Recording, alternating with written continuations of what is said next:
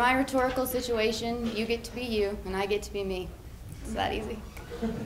Okay. Insider trading is alive and well, and legal.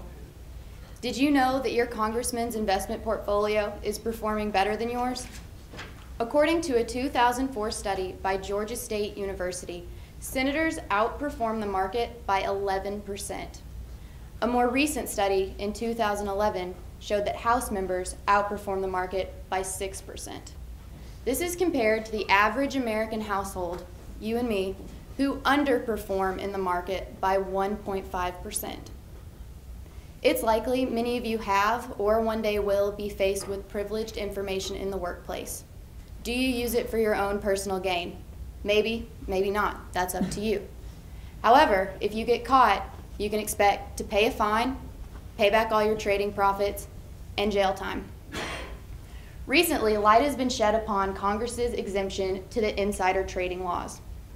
After all, if it was so incredibly unethical for the Kenneth Lays, the Jeff Skillings, and even the Martha Stewarts of this world to commit this crime, why are we allowing those we entrust to run our country to commit this same act? In 2006, the Stock Act was created. It stands for Stop Trading on Congressional Knowledge. It has died in committees for 3 years. It was recently revived after a November 2011 episode of 60 Minutes, alleging several political officials of insider trades.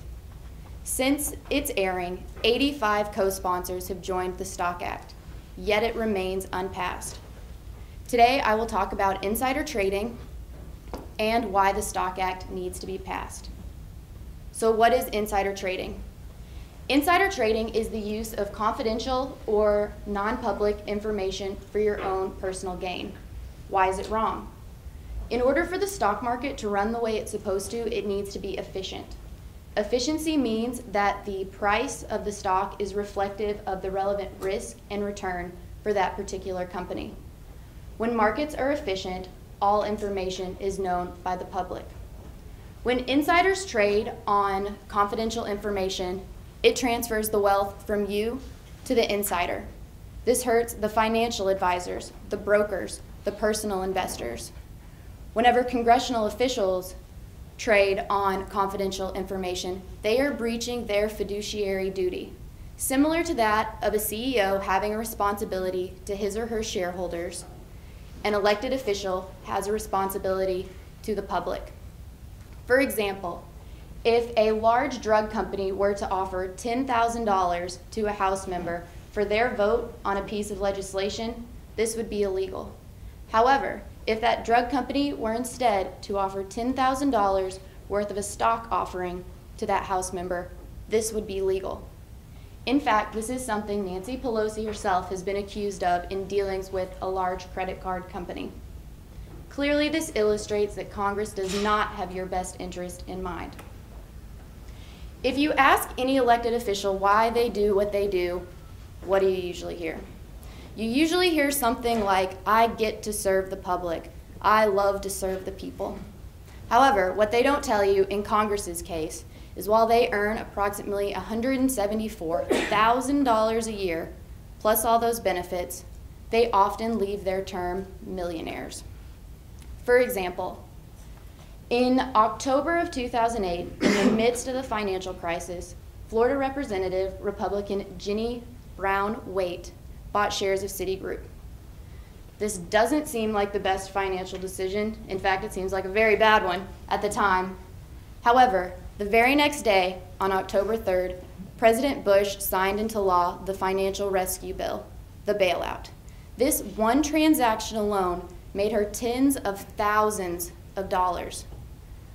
Congress does not have your best interest in mind, and your investment accounts are suffering from it.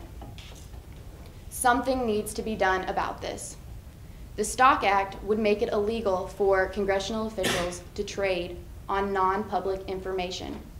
It would require them to present their investments more often than annually, which is what is required now, and it would allow for more scrutiny on their transactions.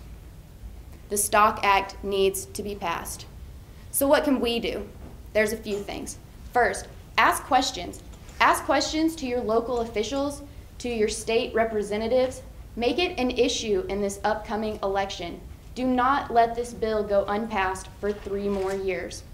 Next, sign the petition at change.org. Become a supporter yourself of this act. And finally, support a candidate that is willing to co-sponsor the Stock Act. If the Stock Act passes, it will level the playing field for all investors. Congressmen will be making decisions for you and not based on their own personal gains. Insider trading is wrong and should be illegal. It causes a conflict of interest for our elected officials, and it leads to unethical behavior. Shouldn't the people that choose to serve the public be subject to the same laws that we, the public, are subject to? If so, ask questions, sign the petition, and back somebody that is willing to get the Stock Act passed. Thank you.